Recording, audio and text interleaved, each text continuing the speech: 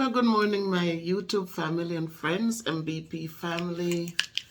Good morning, good morning. Happy Sabbath to you guys, wherever you are this morning. A grand rising and a hopeful and peaceful day for you and your families. This morning, I just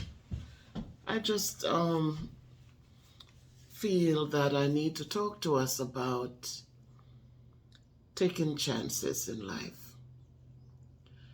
We know that life is a gamble, right? We don't know what the next moment is going to be. Sometimes we are sitting and we're putting in so many plans. So many people have started building big houses that they never get a chance to sleep in one night. And sometimes, we always say man plan, but God wipes it out because we don't know what tomorrow is going to have in store for us. But we go on and we take the chance and hope for the best. And so today I wanted to encourage some of you about taking chances. I'm going to talk to you about chances that I took in my professional life and how they turn out. And I felt like I need to speak about it because I listen to the news from Jamaica. I watch videos. In the kitchen on the table, my husband has the channel RJR in tune every day. It plays. When I need to do a video, I have to go in and turn it down. So we are getting information straight out of Jamaica on a daily basis. We're hearing about the robberies. We're hearing about all of the unnecessary things. I don't know if you call them unnecessary because it all depends on who you're talking with. Some people feel like it's unfortunate. And I wondered sometimes if better opportunities were put in place for young people. Because, first of all, a lot of us, we are having these children and we don't know how we're taking care of them. But again, you're looking at the Bible's way and it says, go forth and multiply, right? Go multiply. So people go out there and they multiply. But in multiplying, sometimes they do it without understanding that they cannot afford it. Everything we say we should be done in moderation. We shouldn't be doing things without caution. So we're getting involved in relationships and we know that these kind of relationships are going to produce children. Yet we surge right into it. We're talking to men who are angry and ungrateful and bitter. And yet we think that one moment when you make up and you get into bed and you slam bam, thank you ma'am, and they walk out, and then a month or so later you tell them, oh, I'm pregnant, that they're going to run into your arms and you're going to be able to raise that child or those children together. When it's not so, they're just looking for a place to feel satisfied and then they walk away and they don't even look back. And then so many people are left with these children that they're not able to care for.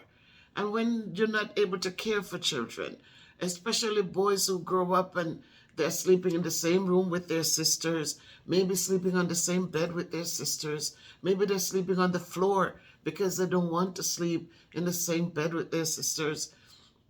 When they see mommy and daddy is right next door, like there's like a sheet or a curtain parting the space that they share. They're hearing things because, things they're not ready for. They're not mature for it. And so they grow up and they see the disparity and they see the desperation.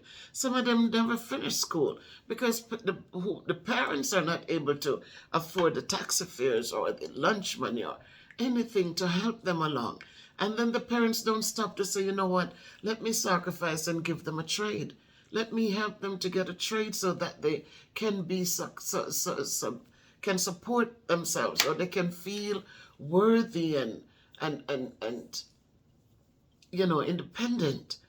Some parents, because it's overwhelming, they cuss at the kids, they put them down, they don't spend time to have conversations with them, they don't hug them and nurture them. They just have them and it's whatever. They're eating and they don't stop to think that, you know what, my child is not getting enough. And so these children are raised in this kind of a manner where they're seeing 6, 7, 8, 9 stepfathers coming in, going out. They're listening to the cuss words. They're listening to the put downs, and they see mom smiling again tomorrow with the same people who have treated them badly. And again in the night, they're back in bed and they're hearing the sounds and they're hearing things, and it wears some of the children down. And so I wonder often if they were nurtured, if these cruelties that are taking place, these children who have become so heartless and so just heartless, if the environment was different for them, if they would have turned out differently. If they were cared for, if they were shown love, if they knew. And for those of them who were shown love, but they come and they see no matter what you try, there's no way out. They feel caged. Because no matter how hard they try, there's never enough to do what they need to do. Mommy cannot build a different space so that they can be comfortable. There's nothing, and so they look to the streets. They look to gangs and they look to that kind of environment, because then in that kind of environment, somebody notices them. Somebody tells them, yo, man, you're the man up in there. That somebody gives them power. And so because of that, they strive to get more power and to become more cruel. So sometimes I wondered that if the playing field was even, if people would have been feeling much more safely in Jamaica. A beautiful island, a beautiful, beautiful. God has blessed that island with so much awesomeness. But the struggles are also real. And so this morning as I talked to I spoke to some people there, and you see, you go home now and the cameras and the everything, all the security systems, all of the security systems. People don't want burglar bars around their houses. They want to live and walk to their door and open it without hearing the sound, as if you're in prison. They want to be free. But unfortunately, because of the disparities in wealth and opportunities, Jamaicans are the hardest working people I know. I know Mexico produce some hard working people, but Jamaicans are also up there in the top, that works hard. But they don't want handouts. They come to America, you seldom. I'm not saying you don't have Jamaicans who come here and pick up the bad habit and the bad ways and sit down waiting for a paycheck or waiting for food stamps and not making an effort to. Even getting food stamps is not an embarrassing thing. But it's when you sit and you make it your life. Getting food stamps because you're in college and you have the children and you need a break so you can get through, It's not shameful. It's a good thing. But make sure that when you get it, you're not sitting on it that you're getting it, you're building, and walk away from it so that others who really need it, people who are sick, people who have disabilities, not coming to talk about, but real people who are sick and need it. And so this morning, as I decide to sit, I want to talk about the chances that I took. Because the people in Jamaica, a lot of you are there with qualifications. And many of you have chosen to take that chance to get up and walk away and come and make a living. And you might not like America for what it is, but you put a plan in place and you said, you know what? I have the qualifications they're looking for. If I go and I give myself 5 months. If I take a contract, they have contracts for teachers, contracts for what they call them, when they come up and they do hotel services. They have contracts for nurses. They have contracts for farmers. And you can get yourself in that position. Take the chance to come and just like you work hard in Jamaica, come here and put in the same work. But when you finish working, you're actually seeing what you work for. And if you're somebody who is frugal enough to not get excited for all the cloth and hair and all of these things out there, name brands and this and that, you can save enough to go back and even go back with $1 million Jamaican dollars. And you put that away along with whatever you pack to go home and serve you, and you take another contract and you come back. And I'm telling you, I say at least $1 million, because I know there are people who come here and they're saving $20,000 a year out of the $50,000 or $60,000 they get for their paychecks. And so they can go home and with something, a nest egg, and they decide to do it, say, okay, I'm just going to do this 2 times and then I'm done. Well, I'm going to give myself 10 years in the United States if I decide to keep renewing my H-1 visa. As long as you're in a school and you're good, people will help you to renew that visa. Will renew that visa. And you give yourself some time. You can go back home. You might have already built a house in Jamaica, but you just need that little bit to push you over, to keep your head above the water. Because stress is never good. If you're working and you're afraid when your paycheck comes that it's not going to help you for the month, it's not a good thing. And if you have the opportunity to get the chance legally, get the chance to bring your family here, and kids can go to school here. No, once you can show that you came in on a program, you have those opportunities as a professional. I'm not talking those who come up to Walmart and to the other areas. I'm talking those who come up on a professional, with professional experiences, for the cultural experiences for the schools here in America. You can save and you can go back home and live a decent life. Less stress. Because when you look and to see that some of you're leaving homes, and I don't want anybody to take this personal, you know who I'm talking about. But some people, they're working so hard. But the criminals are out there lurking too. And a lot of times, the people who are doing the robbing of these franchise are people who have connections right there in the stores. And they set up things, they tell how things are going and when things are happening and the right time to strike. And that's why you're having these kind of robberies, brazen robberies. Because people are walking in knowing what to expect.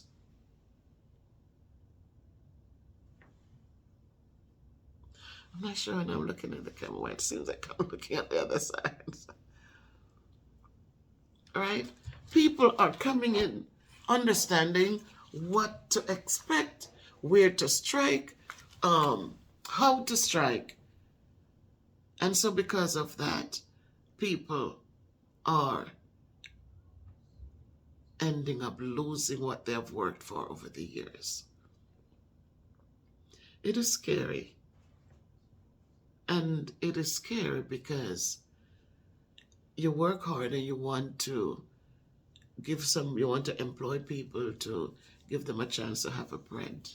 But those same people come after you and what you have. So I say to those of you who are qualified to make changes, take the chance. I'll tell you this about myself, guys. And this is why I'm doing the video today. I came here, my mom took me here. Don't have a father. Father died when I was 2 years old. So I don't know him. My mom took us here and gave us the opportunity. And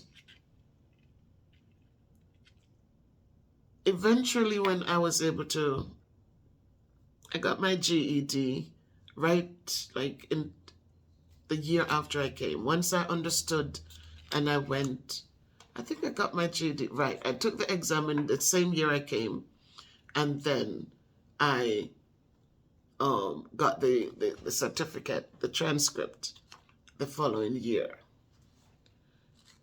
That GED allowed me to go to a community college where I majored in elementary education and psychology. When I was almost finished there, I opened my own daycare. I had a colleague, not a colleague, but a classmate whom was willing to work with me. And we got the space, and my daughters did such a beautiful thing with the murals on the wall with so many cartoon characters. We decked it out. We decked it out. At one point, we had 15 children. And during the summertime, I'd run a summer camp because I know children were home. I also picked up kids after school.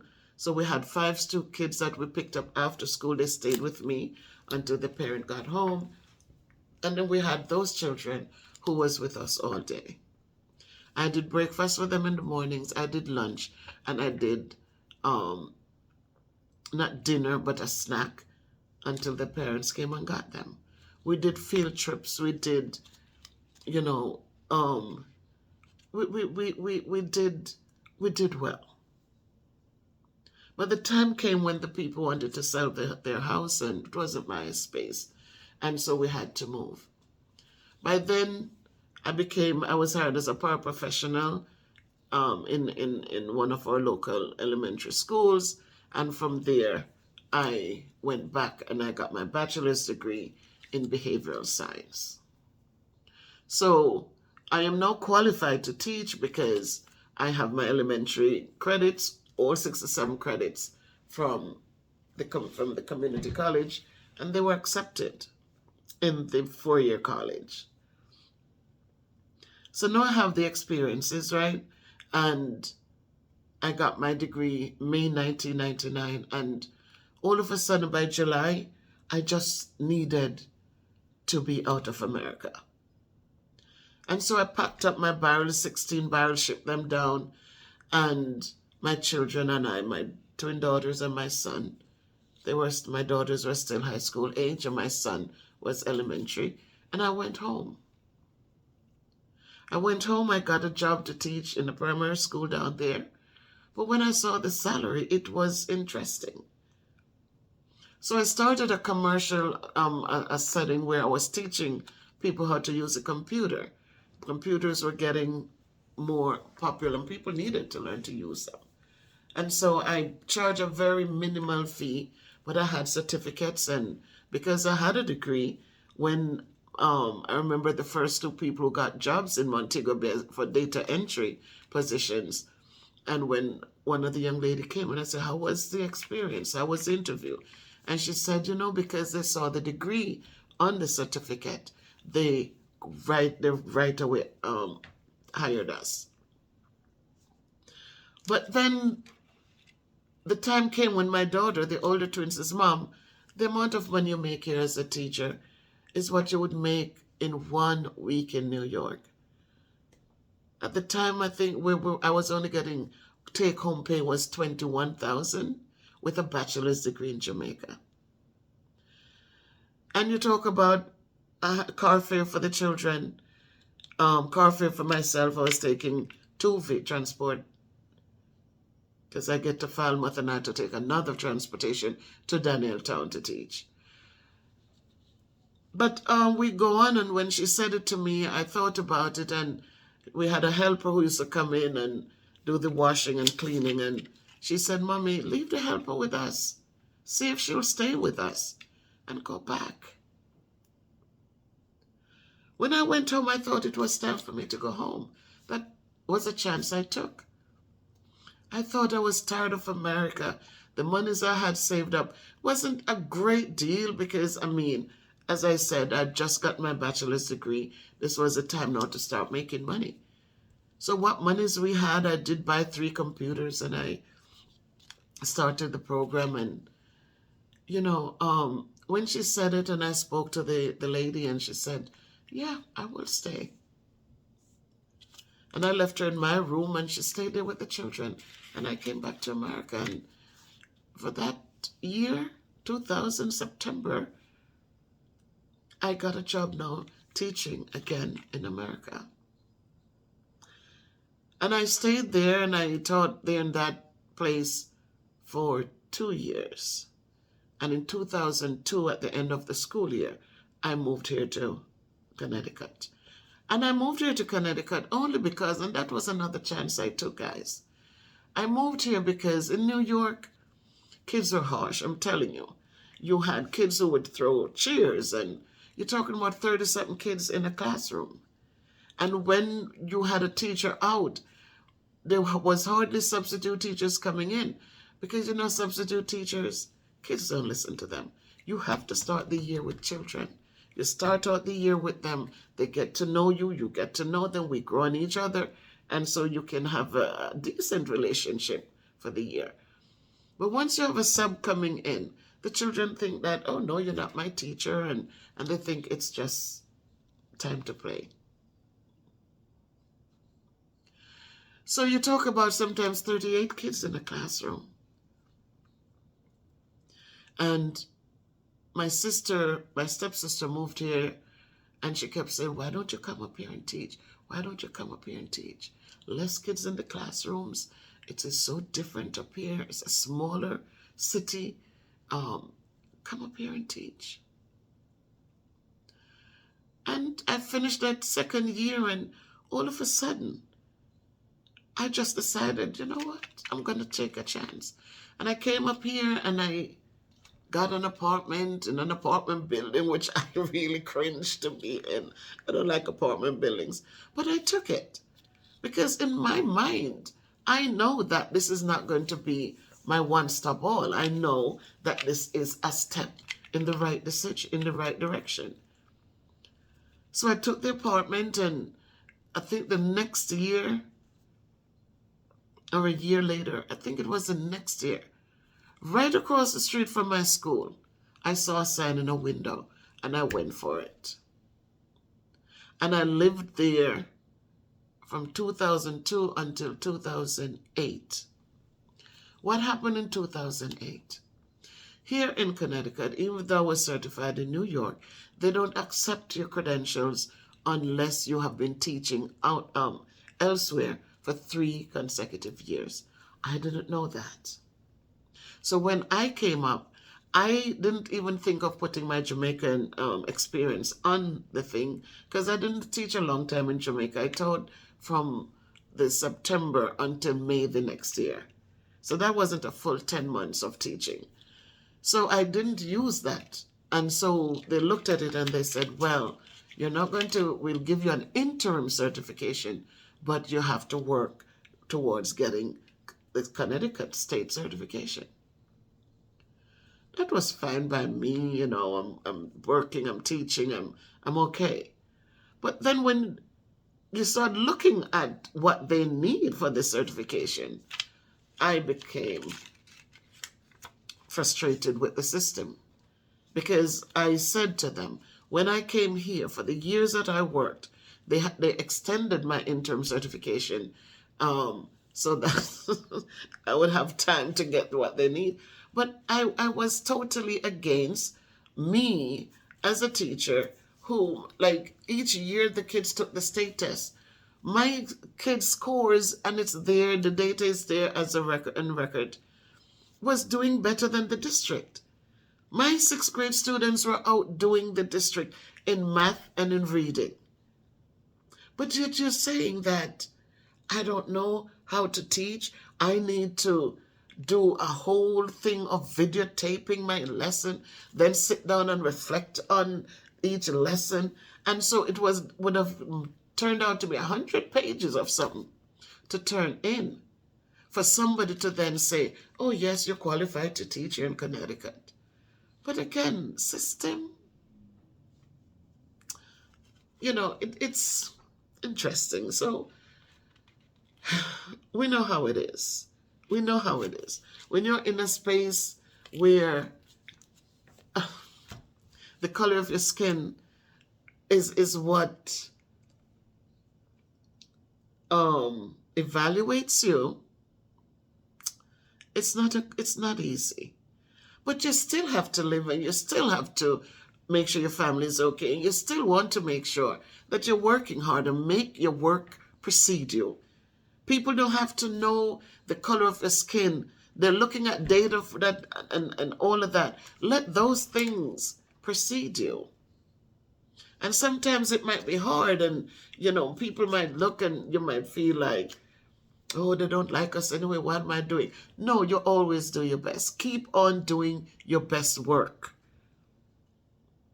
It's funny, my daughter, when I named them, because they were twins, I gave them these names, and people, the older twin became a senior accountant in a company. And it was funny how when people met her, they never thought she was a black girl. They didn't care about her qualifications and how efficient she was at that time. No, they cared about her efficiency. When they saw how efficient she was, they thought that she was a young white girl. And then they meet her and realize that, yes, a black girl can do the work that she does. Because I always say to them, let your work precede you. Let people see your work. And when they see the color of your skin, they have no choice but to say, give her the chance. So when she became a senior accountant, it was quite interesting, because if they had seen her first, then probably, who knows. But I looked at I looked at what was needed in order to get certified here in this big, huge state of riches, state of wealth, with one of the poorest cities in America. And I decided to fight it. I said, I'm not doing this. I said, look at my kids' work. You want to evaluate me, come into my building, come into my classroom. You're welcome in there to see what I do. But I think that for me to sit down and to create a pile of paper and for you to use that to say I'm qualified to teach is wrong. Teachers should never be evaluated like that. You're not looking at classroom management. You're not looking at anything, the sacrifices made every single day.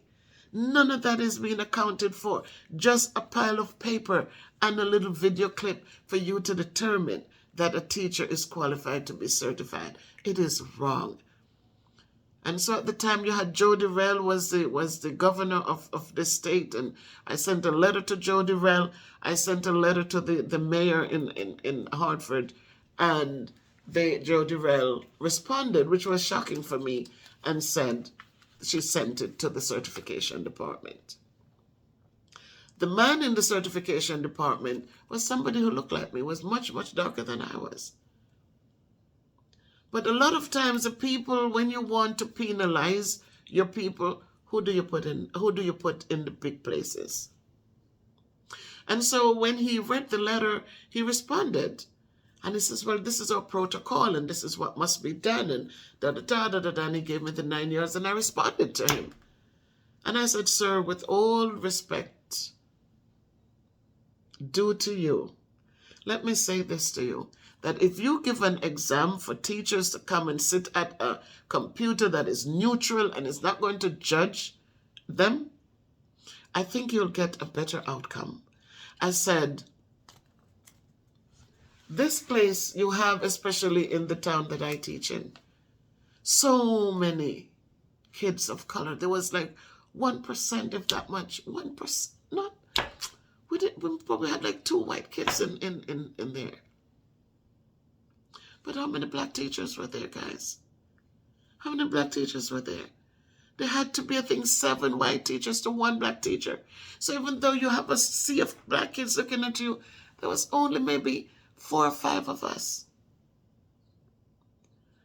And I had a problem with that because our children need to see people look like them to say, yes, I can do well.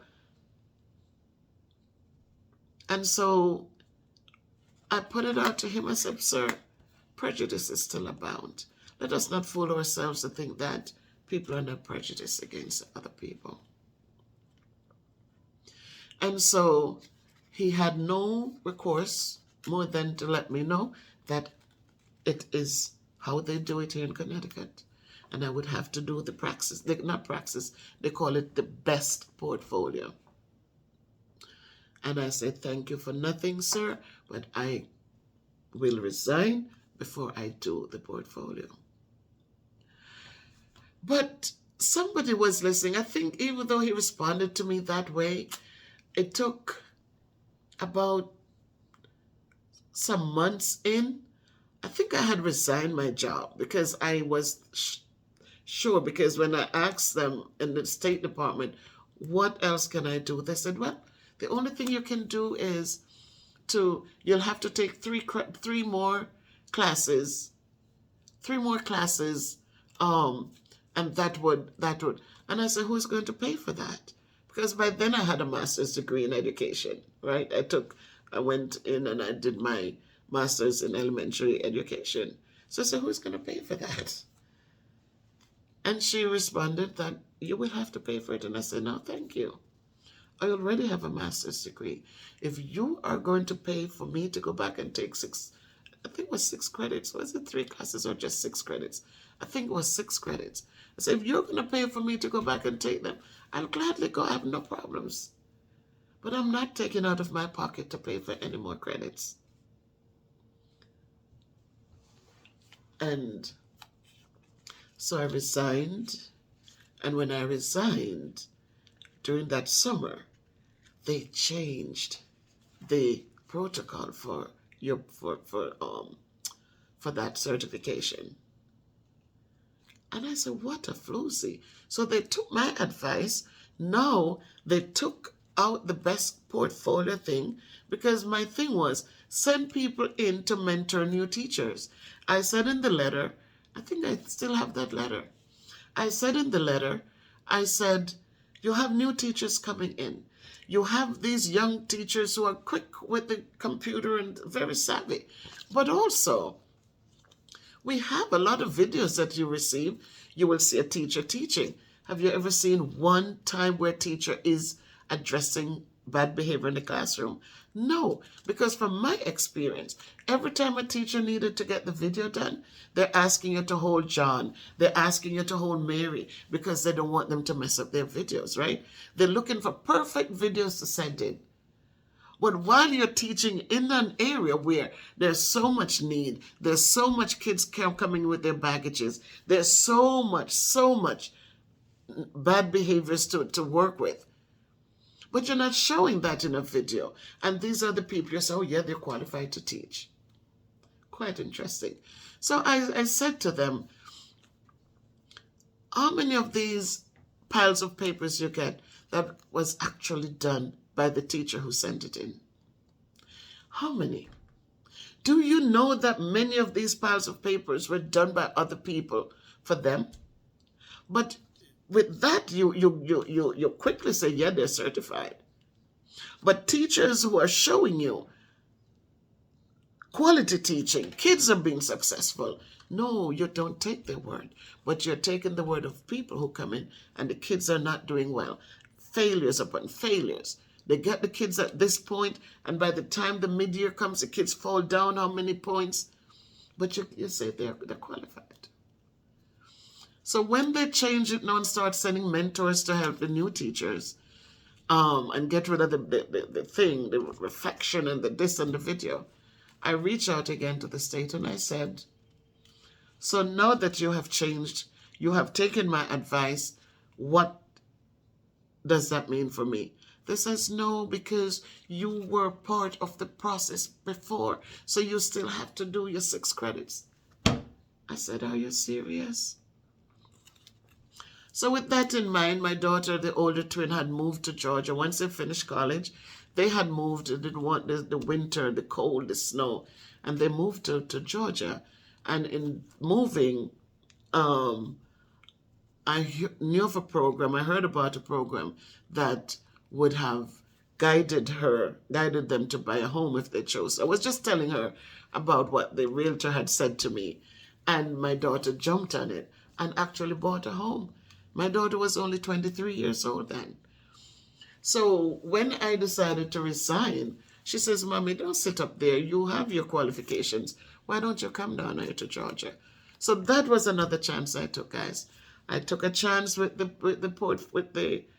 portfolio thing. I fought it, didn't get through on it, but my daughter bought her home and I took the chance and I got up and I went south. Went south in October, got a job right then and there, and was teaching, 2nd grade? But it didn't work. Because it's a different setting than it is up north. There's no union. They could just tell you, we don't want you here tomorrow, and you just have to go. The resources to keep the place clean wasn't there. They had 2 people who just come in the evenings to clean. There was nobody around in the daytime to clean up after children, to keep the bathrooms clean, to keep anything clean. It was just those 2 people. And where my classroom was, you could smell the bathroom from there. There was a girl there who, when she talked to the little kids, she would call them niglets. There was another, when they was still did corporal punishment, so they would put in kids in the wall and tell them, let your nose touch the wall. Those things were like frightening for me. I said, are they treating children like this still? So I finished out, and in July, or it was August, in August, I decided I want to move back north. My sister was teaching, so another chance I took. They had given me 5th grade to teach. It wasn't for me. So I went in and I said, look, I'm resigning. I need to go on. And I reached out to my sister and she said, come on. Went to Maryland. Again, took that chance. But I got a job. First, I got a job in a Catholic school. Scary. You were teaching. I was teaching 3 grade levels. And when the kids fail, they don't want you to fail them. They want you, because some of them had gotten scholarships to come in. They want them to get A's and B's no matter what. And I said to the principal, I said, how can you give a child these grades when they don't understand the work? She said, well, the parents expect them to get the grades and we have to keep the school open. And it was sad, because she had a conversation with me that she also got a scholarship to a Catholic school. She said she got all A's and B's. All A's and B's. But she said when she went to college, the reality was when they saw her transcript, they thought she was coming in with something. And she said, Mrs. Salmon Black, when I went, I couldn't manage all the AP classes that they gave me. I couldn't manage them. And so I thought we were on a good page, because she understood that a grade should mean something. It's better for a kid to get a C or a D and know they need to work harder than to give them an A and they cannot manage. And because of her experience, I'm going about checking the work, giving them the grade that they had, reaching out to do after school and helping. And when I gave the grade, the night I was just sitting there crying because once I gave the grade, she came back to tell me, you got to change them, you got to change them. I was just sitting there, big woman, just crying. But I wasn't crying because of weakness. I was crying because I was angry. I was angry that they were doing this to these children. And I cried. And I did it. And God was so good that I had applied in Prince George's to their public school system because I was living in Maryland, but the school was in, the Catholic school was in Washington, D.C. Washington, D.C. and Prince George's County were borders. And so I went home and I said, I'm not going back to work. And I didn't go to work Wednesday, Thursday, but Friday, Prince George's County called me for a position. I was so ecstatic. And so I started working in Prince George's County. And I worked in Prince George's County, and then my son came here to live. He wanted to come back to Connecticut. He says, Mommy, college is not for me. I want to go back to Connecticut to do my networking. And I'm like, wow.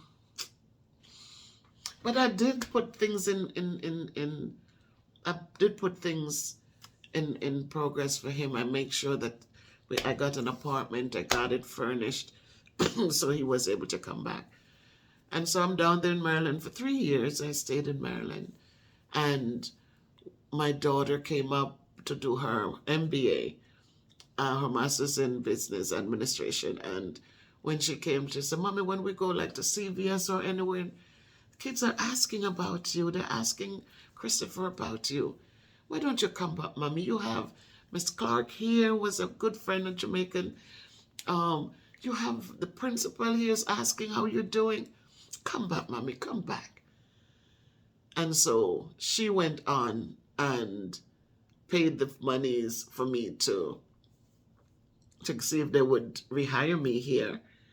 And when she paid it, they accepted my years out of Hartford, and I got certified. So when I came back here, I was certified. And then a few years later, I got my professional license to teach. So those were chances I took. When I packed up and I went to Jamaica, all my furniture, luckily my brother had bought a home, I said, take the stuff. When I left and went to Georgia, I went. And my daughter had the house and she gave us the master bedroom for Danny and myself. And so I was able to come back up here and move my stuff down. And even this table, you see this table, I haven't changed it. This table is that old. From 2002, I moved to Hartford, to Connecticut. I bought this table set, 6 chairs, a 6-seater table, huge table, huge. I bought it. And it's still good because I have a table in the kitchen, but I refuse to buy another one because this one, hardwood, and it's doing its thing. So I actually came up, gave away a lot of stuff, loaded up a truck. My sister drove it down to Georgia. And I thought it would have been that for me, but didn't like what I saw in Georgia, couldn't deal with it. And so we got rid of some stuff, got, everything taken care of, and we moved down there. But then I moved to Maryland, and I waited in Maryland. I stayed with my sister once I got the job with this public school system. I stayed with her another month or so, and then my daughter, my older twin, she's something else, such a strong backbone. And they packed the things, she and her sister, and all the heavy stuff, they packed them, load them in the truck. And she took the long road from Georgia by herself and drove that U-Haul up to Maryland. And we were there in Maryland, and then when the kids came up and saw things, And I decided to take that chance again to move back here. My sister in Maryland, she drove the U-Haul up with Danny. And then I flew up. And we settled in until we bought our home here again. And here we are. And so I'm teaching now math. I'm doing what I do well, and I love it. I love it. My old principal rehired me to my old school. It was pleasing when I went to the district for the rehire, how much my salary went up, like 30,000 more than it was in Maryland. And I got all my years experiences counted, and it was good. And when the lady, she says, we're not creating a new file for you. We're getting your old file from downstairs. And we're putting you right back at that school because we know that was your stomping ground. And it felt good because for the time I worked there, I really I love what I do. And so it was just normal for me. It was just what it was. And I put my all in it. And so it was great that when I came back, my principal rehired me. And then in 2017, I think, my son got married. It was in 2018. New principal came in. She wanted to do some things and was very unreasonable. You look at what she was trying to do, and it's like, because you're a strong teacher, they like to put all the interesting kids in your class because, you can manage them. No, don't do that to any teacher. Because the teacher creates strategies to deal with what she has to deal with, it doesn't mean that everybody else should not create strategies and try. You don't put all the kids that are interesting in a teacher's room to think, let the other teacher have it easy while this teacher has to every day. So she wasn't a reasonable person. And then some things happened, and we had to, I decided, look, I'm not going to take this. I said, I'm sick and tired of the foolishness. Because you have somebody who is white and I'm black, and we decided that year that I would be on the teaching, I'll be going back to math. Because when she came, she said, I don't know people, so I'm just going to let everybody teach their homerooms. Fine, we did that. Then the next year, everybody decided, yes, Beverly, you are the math teacher. You need to teach all the math because we don't know how to teach it. She said, I'm sitting there giving the kids wrong information because they were multiplying two fractions. And she told them, keep the denominator, multiply the numerator. Who the heck taught her that? So she said she felt bad when, after people were in the room visiting, and she realized, so she said, you do it because I just don't know how to do it. Fine. So we set up everything, make changes, set up everything, and no, we got back to work. No, she's crying. She alone can teach her reading. What the heck? The reading is just what it was. You teach the meat and gravy, and then you put the kids in groups and you teach them. You do the guided reading while the other kids are doing something else. So 3 groups for me is enough. But what was so hard with that? That now she complains and the principal decides that I'm teaching math, but we need to help her. I said, so who's going to help me with the math? Math is a tested subject. Downtown is going to come in to scrutinize and what have you. So I must go through the scrutiny twice for reading and math while they sit down and I said, it's not going to happen. So I said, put us back then into Common Branch. Let me have my homeroom and do all my subjects. And she says, no, we want to keep it this way because this was your idea and I love it. Parents like it. But you're not being reasonable. So they did what they did, create their schedule, do what they did, and come talk about they said one thing that irked me. And I just went off on them and says, listen to me. I will give you my resignation letter tomorrow. And I resigned. So that was a chance I took, guys. It was a chance, but you know what? It was a chance that put me in a place where um, I think in a better place. Because one of the things was, for me, that meant a lot to me. It's like the director of mathematics. You know, you never knew that people were observing your work so much that he went to bat for me so I could have gotten into a middle school, because they had taken out sixth grade from the elementary setting and put them in middle school. I was not middle school certified. K6 certified. So when they moved the sixth grade to middle school, the state says I am qualified to teach wherever sixth grade is. But the superintendent says, no, middle school teachers must be certified middle school teachers. Not just a grade certified, but you have to be certified to teach middle school.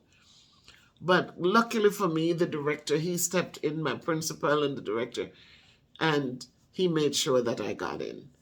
And so hats off to him. I know he's not watching my video. I don't know if but hats off to Mr. Carrillo, because of him and the fight of my principal. I'm at where I'm at with my team, doing what we do every day, fighting the fights. It's not easy to be a middle school teacher, because this is where puberty is kicking butt and kids are going through a lot, and it's not easy.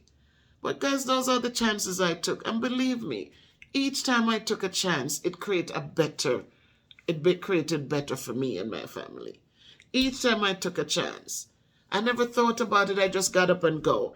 I never, things happen. And even in my older age, when I resigned, it was like, whoa, what did you just do? But I never let it deter me or let it make me feel like I'm going to go in every day and feel oppressed so much and still. No, I said, life happens. And we might not see the benefits now, but believe me, guys, sometimes we need to just get up and take the chance. Take the chance that, in the long run, you can breathe. You can feel better about things. Take the chance. As long as you have life, there's always hope. As long as you're breathing, there is hope. So don't sit down and feel oppressed and feel crushed and feel stressed and feel like feel hopeless, when you just need to get up and just tell yourself, you know what? This is it. Just go. Just go. Take the chance. And ask God to guide your way. And you'll be surprised. When I gave away all my furniture how many years ago? Who thought? But I came here and I acquire so much things now that it is shameful. It is shameful. I'm looking for people to get stuff, because you don't need 3 living room sets. You don't need all of these things. You don't need it. But that's the situation I found myself in. And I've given away so many things. Given away, just give it. But the more you give us, the more God is filling the storehouses. And the more he fills it, is the more you need to give it away. Give it. Somebody is saying, have a yard sale. No yard sale. Whoever wants them, once I take out what I need, whoever wants the rest, just come take them. Because I have to downsize. This is too much space anyways. There are no children. When my grandson comes, he doesn't need all of this. So I have to downsize. But this I just have to share with you all the chances that I took and how it worked out. And some of the chances that I took in life was just me by myself, single mother. Right? 2008, Danny came to this country, and chances I took was just me taking them, and he, because a lot of times when you talk things over, people, they don't say much, and then you're there trying to protect their, whatever. But I got up and I went. He just came here like for a month, and I said, they're not certifying me in Hartford. I'm not taking those credits. And so it was easy to just say bye. And I went. And people might think, oh, you don't love him. You don't. Love cannot put on the table and eat, guys. Love, when you love and appreciate somebody, doesn't matter where you go, where you are, it's going to be there. And if you're going to build better, it is necessary to not sit there with this foolish talk and this foolishness. And you just sit and you struggle. And you sit and things are not what you want it to be. But things are not going to happen if you don't get up and move. It says you have to lose to gain. Get up, take your chances. And who is going to love you will love you still. They will love you still. But get up and take chances. When opportunities are there, don't sit and let opportunities pass you. My grandmother says, opportunity is a man with one braid in the front of his head, one plait of hair, she says. She said, when you see him coming, grab it. Because when he pass you, the rest of the head is bald. There's nothing to hold on to. So sometimes these old people tell you things, man, if you listen to them, because when them talk to us, it's from experience. We need to stop feeling comfortable in nothing because we're getting older. Opportunities are not going to sit there waiting. The older you get is a bigger competition you're going to have. So when you get up now and when opportunities are knocking and you get up and you're saying, I'm here, I'm prepared. People talk about luck and this. No. It's no luck, it's preparation. Preparation, meeting up with opportunity when that opportunity knock. That's what that is. You prepare yourself and know you have the qualifications, you have what you need. Step out there so that you can change a situation. So I'm just saying to all of you who will watch this video, those of you who know me well, who worked with me professionally, and you know the stories. You know the stories. You know when I left Rawson, went to Georgia, kept in touch with you. You know when I returned to Rawson, and you know when I resigned, and people were like, oops. But it was just, my son was married. It was easy to do because your children are trying. You have to be able to help your kids. You can sit comfortable and safe, sit safe and you know, and when your kids look at you and they need your support, you can't do a darn thing for them. You got to break the cycle. You cannot have your children, you know, they want to do this, they want to do that. You see they have the potential. You see, but you sit down and I don't know, because you have to break that cycle. You got to open doors for them. My son got married. He had his son. I'm looking, he's making car payments because when he was leaving, when they bought the house and was leaving, I was so sure I bought a brand new 2013 RAV4 and he was the one driving it. I've never driven that thing. So when they were leaving to their new home, I was thinking, okay, so he would take the truck. No, he says, Mommy, that's your truck. You like RAV4s. I don't like RAV4s. No, Mommy, you like RAV4s. I don't like RAV4s. And the reality hits, like, you're doing all some things and say for my children, and they don't want what you like. So you don't sit here the other day. I have a nice set of glasses. They're little things with some historical, beautiful. And I always said I wanted to give them to Judy. You know what the girl did? She went and Googled them. Yeah, sure enough, she saw something similar to them. And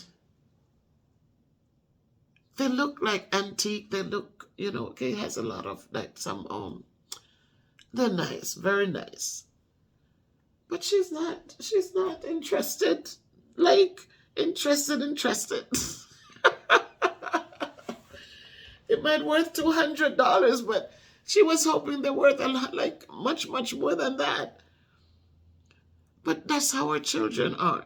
The things we like, my daughters are frugal. They don't like too much stuff. They don't like stuff. They don't like stuff. So that's who they are. You'll be surprised their day. I'm August 11th, they're August 10th. But we're different people. I don't like a lot of stuff either, but I like enough. But they don't care for anything. Like, Mommy, we have enough. So my son doing that, and I wanted to make sure that the child wasn't in need, that the mortgage was getting paid on time, because a house is a good thing. And so when I walked away, I collected a good chunk of money from my thing, and I was able to pay off his truck. He had quite a few thousand left on it, and his car. He bought he bought a car. Right? Yes, I taste. But I paid that off for him as a gift. I said, I want you to not be stressing over this payment. You focus on your mortgage, focus on your wife, focus on your child. So you take chances, but listen, if you have life, you have hope. And as Bob Marley says, every little thing will be all right. So get up, people. You have what you call the credentials. Get yourself. America will offer you jobs. We need teachers in America. If you're a teacher in Jamaica right now, try to get somebody. You know, some of you, it's because you're not asking. And if you don't open your mouth, you're not going to be fed. Yes, they ask for a certain down payment. You have to come up with whatever. Open your mouth and ask. Somebody might be there to say, all right, how much you can afford to come up with the US dollars they need. Because I think you have to come up with something, right? If you say, look, man, I have so and so. Some of you are taking out loans to get washing machine and getting this and that. That's what you're going to take out loans for.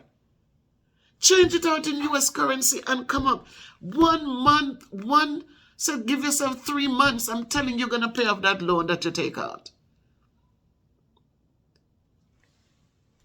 So make the sacrifices, make the effort. If you can find money to go, oh, I need another flat screen TV.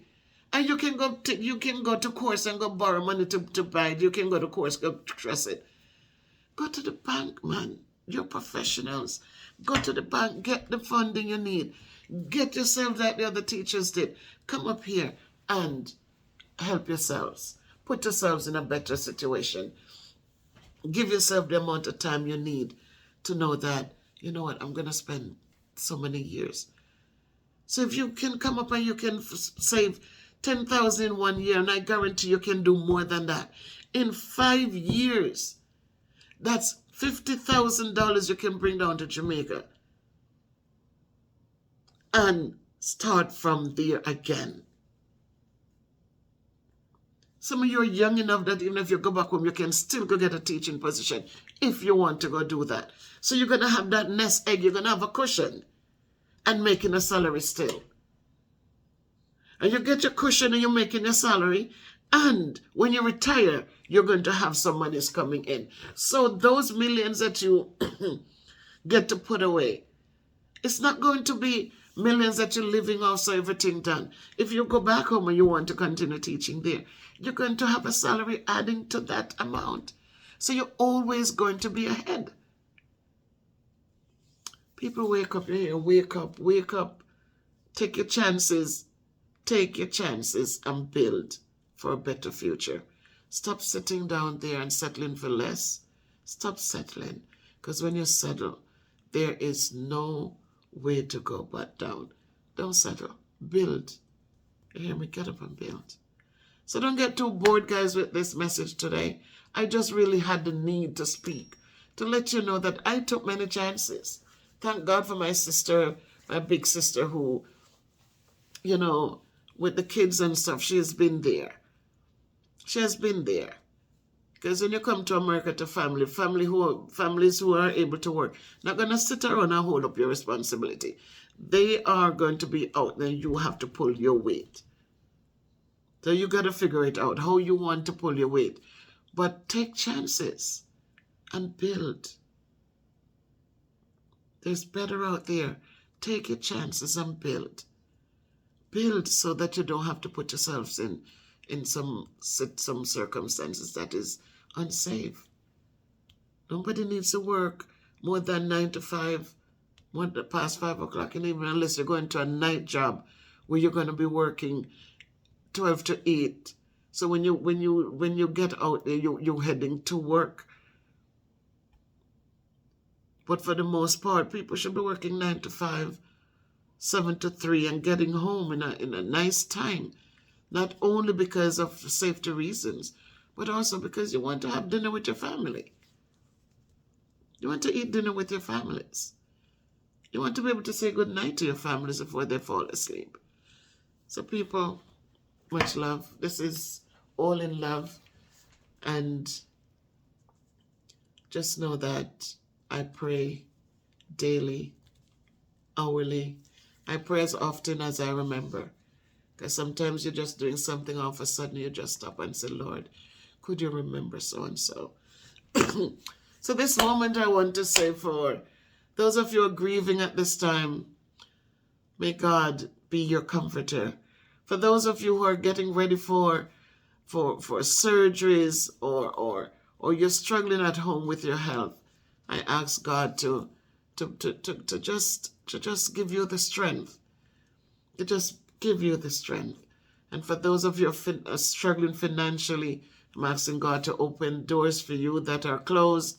Open your eyes so that you can see and understand. And I ask him that he'll provide for you so you'll never be in want. You'll never be in need. We're always going to have wants, but I don't want you to be in need.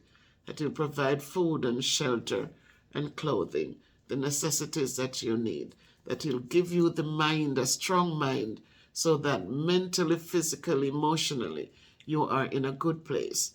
And so that you can continue to praise him and rise each day with a thankful heart. People are struggling, it's hard, but find something to be thankful for. If you can't be good, be careful, walk good, live good. I love all of you, and I wish well for all of you, and I just hope that in time, whatever your struggles are, that God will make a way for you. Thank you.